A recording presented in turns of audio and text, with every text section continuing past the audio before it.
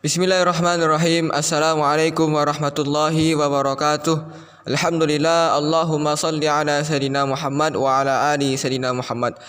Teman-temanku sekalian yang kucintai karena Allah Subhanahu wa taala, ada lagi satu kisah, yaitu kisah Nabi Musa alaihissalam bertemu dengan malaikat pencabut nyawa. Siapa? Malaikat Israel. Suatu ketika diceritakan bahwa malaikat Israel mendatangi Nabi Musa alaihissalam. Ya, datang ke tempat Nabi Musa alaihissalam, ketemu Nabi Musa. Setelah ketemu Nabi Musa berkata kepada malaikat Israel, "Aku tahu engkau adalah malaikat Israel, dan untuk apa engkau ke sini? Apakah engkau untuk silaturahmi atau mau mencabut nyawaku?" kata Nabi Musa. Lalu kata malaikat Israel, "Kalau aku datang untuk mencabut nyawamu, wahai Musa." Lalu kata Nabi Musa alaihissalam, "Kalau begitu sebentar, aku izin dulu, mau pamit sama istriku, sama anak-anakku, sama keluargaku," kata Nabi Musa. Lalu kata malaikat Israel, "Aku kalau sudah datang ke sini, maka tidak ada lagi bisa untuk lari atau untuk ditunda. Detik ini aku datang, maka detik ini juga aku cabut nyawamu, wahai Musa." Maka kata Nabi Musa alaihissalam, "Apa yang terjadi?" Lalu Nabi Musa SAW bersujud kepada Allah, bermohon kepada Allah, "Ya Allah, izinkan aku untuk dapat pamit sama keluargaku," gitu. Maka kata Allah Subhanahu wa taala, lalu Allah pun mengabulkannya, dan Allah berkata kepada malaikat Israel, "Wahai Israel, biarkanlah dia, kasihlah izin untuk dia pamit kepada istrinya, kepada anak-anaknya." Maka Nabi Musa alaihissalam kemudian menjumpai ibunya, ibu Nabi Musa alaihissalam. "Wahai ibu." "Ya," kata ibunya, "aku mau safar, perjalanan." Lalu kata ibunya, "Safar apa?" Lalu Nabi Musa menjawab, "Perjalanan menuju akhirat." Maka ibunya pun menangis. Nabi Musa pun sedih. Lalu Nabi Musa memanggil istrinya dan anak-anaknya. "Istriku sini, anakku sini." Kata Nabi Musa alaihissalam, "Wahai istriku, wahai anak-anakku, inilah pertemuan kita terakhir. Setelah ini saya akan wafat. Setelah ini saya akan wafat," kata Nabi Musa alaihissalam. Maka istrinya menangis, anak-anaknya menangis. Nabi Musa melihat anak-anaknya, melihat istrinya, melihat ibunya menangis. Nabi Musa alaihissalam pun juga ikut terharu dan menangis. Nabi Musa alaihissalam. Lalu karena Nabi Musa alaihissalam menangis, Allah berkata kepada Nabi Musa alaihissalam, "Wahai Musa," kata Allah, "untuk apa tangisan dan rintihan ini?" Kata Nabi Musa alaihissalam, Nabi Musa menjawab, "Aku mencemaskan anak-anakku, ya Allah." Lalu kata Allah, "Wahai Musa, lepaskan hatimu dari mereka.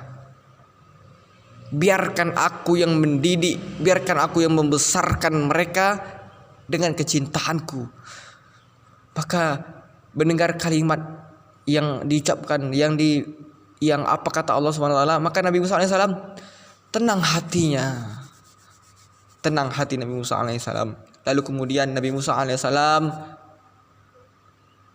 mendatangi malaikat Israel tadi. "Wahai Israel, engkau akan mencabut nyawaku?" "Iya," kata malaikat Israel.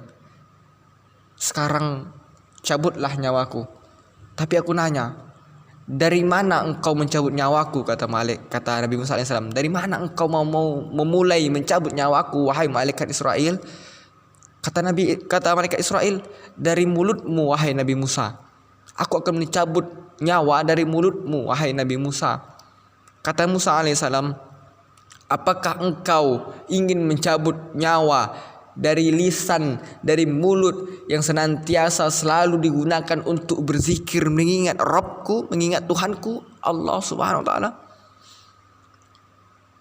Maka malaikat Israel kemudian berkata, "Kalau begitu wahai Musa, aku akan mencabut nyawa dari mulai tanganmu, kedua tanganmu aku cabut."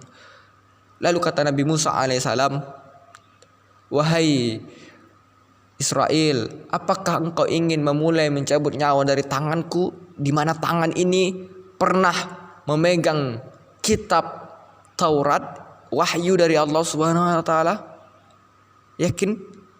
Maka kata malaikat Israel itu terdiam, dan malaikat Israel pun berkata, kalau begitu, yang terakhir ini, yang ketiga udah banyak kali nih, kalau begitu aku akan mencabut nyawa dari ujung kakimu.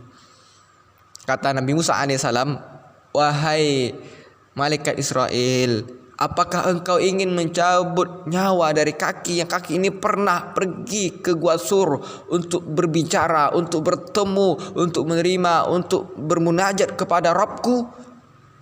Maka malaikat Israel, pencabut nyawa pun kebingungan. Dari mana ini mencabut nyawa? Nabi Musa seperti ini cara bicaranya, seperti tidak rela. Gitu. Nabi Musa alaihissalam. Lalu kemudian apa yang terjadi teman-teman sekalian? Lalu kemudian malaikat Israel diambilnya buah jeruk yang harum dari surga, dan ini diperintahkan oleh Allah Subhanahu wa taala, pergi ke surga, ambil itu buah jeruk yang harum. Kemudian buah jeruk itu diberikan kepada Nabi Musa alaihissalam, dan Nabi Musa alaihissalam mencium aroma yang harum. Dengan mencium aroma yang harum itulah Nabi Musa menghirupkan nafas terakhir. Itulah mencabut nyawa yang paling ringan, dengan menghirup kemudian hilang, wafat Nabi Musa alaihissalam. Nah, kemudian teman-teman sekalian yang kucintai karena Allah Subhanahu wa taala, setelah Nabi Musa alaihissalam wafat, ya, kemudian para malaikat yang di langit sana bertanya dengan pertanyaan yang sama. Semua para malaikat bertanya dengan pertanyaan yang sama kepada Nabi Musa alaihissalam ketika itu. Wahai Nabi Musa alaihissalam, wahai Musa alaihissalam, setahu kami pencabutan nyawa, kata malaikat, pencabutan nyawa yang paling ringan, paling mudah adalah engkau, wahai Musa alaihissalam. Adalah engkau. Maka apakah rasanya kematian? Apakah rasanya dicabut nyawa oleh malaikat Israel itu, wahai Musa alaihissalam? Maka Nabi Musa alaihissalam menjawab, seperti kambing yang dikuliti hidup-hidup. Kambing hidup, kemudian disobek kulitnya, dikoyak kulitnya semua dalam keadaan hidup-hidup. Itulah rasanya pedih, sakit yang dirasakan oleh Nabi Musa alaihissalam. Dan itu adalah kematian yang paling ringan, paling level bawah, sekelas Nabi Musa alaihissalam. Teman-teman sekalian, seorang yang menerima wahyu, ya, seorang rasul yang dekat dengan Allah Subhanahu wa taala. Lalu kita apa? Kita jauh dari kata rasul. Bahkan kita tak pernah ketemu rasul. Kita tak hidup di zaman nabi.